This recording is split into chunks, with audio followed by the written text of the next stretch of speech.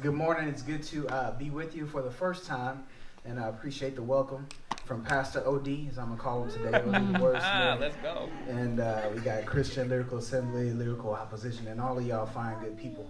As I say when I get up to preach or do poetry, I'm glad and grateful you're here, because if you weren't, this would just be a time of prayer between me and Jesus. So Let's glad y'all are here. So to introduce myself again, I'm Demetrius Burnett. I am, first of all, a worshiper.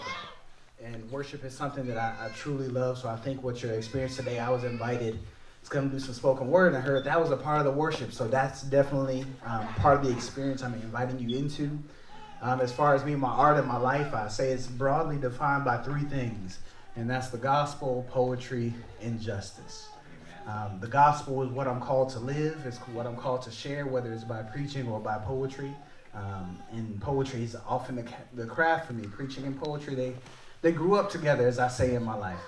So in my preaching, it's a bit poetic, and my poetry, it's a bit sermonic. And ultimately, if I'm going to live into the gospel, then I got to love justice. Because God is a God of justice, and Cornel West once said, justice is what love looks like in public. So if I'm going to love God with all my heart, with all my mind, with all my strength, and if I'm going to love my neighbor as myself, if I'm going to love myself, then I've got to love justice. So all of those things make up broadly my poetry and my life. They even came together in a book. It's called Sermons Will Ruin Your Life. There's some truth to that. That's a whole other story.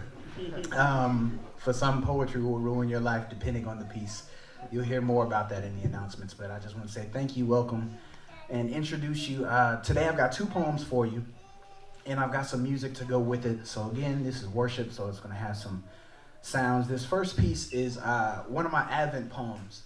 I'm a personal fan, a big fan of Advent, because as you were saying, like today is the Sunday about peace, which I love. Great job, brother, and I love and appreciate y'all's appreciation for liturgy. Advent is, yes, it's about joy, but it's also about the anticipation of the light. And what it recognizes that in this time of year, our days are dark much longer than they are light. And what it facilitates for us is the ability to have built this great anticipation for the light of the world that's coming in. So I think what Advent provides is a great opportunity to provide appreciation for darkness that it doesn't always get. Honestly, in our culture, and especially, actually really it's a global thing, anti-blackness and anti-darkness is something that runs deep. And I think it's critical for us in this time of Advent as we anticipate the coming of a Savior, the light of the world, that we really examine what it means to dwell in darkness, what it means that Jesus was born in darkness, and what it means to have so much darkness and what it actually functionally does for us to make light important. So this first piece is to darkness itself. It's called An Ode to Darkness.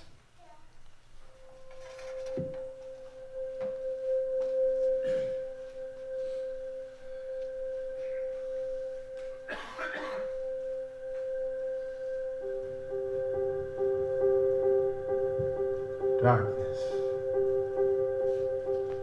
You are so misunderstood. Some see you as only the absence of light, but you are more than absence. You are indeed substance. You bring something to the table. You are the background which reveals the specialness of light. We are not harmed by you. Our view is just limited by your depths. And our discomfort comes from your call to a walk of faith when we prefer sight, and you do this faithfully every night.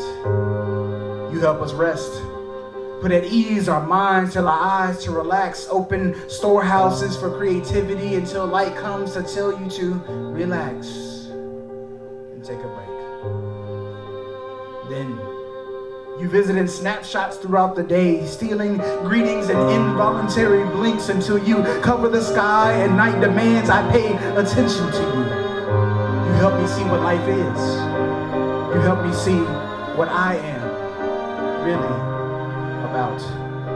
When the day's busyness comes to an end, You hold light in its place as it shines on the pieces of me that are left broken. Work of the calling left incomplete. Reflections that still need reflecting. Places where time needs investing. You are the bedrock of really seeing. More than what is physical, but what is possible. Environment for dreaming, I need you to really help me see what is beyond this place. Oh darkness, with the contrast you provide, help me see God's face. And that's why I can't stand when we confuse you for evil, because that's not what you are.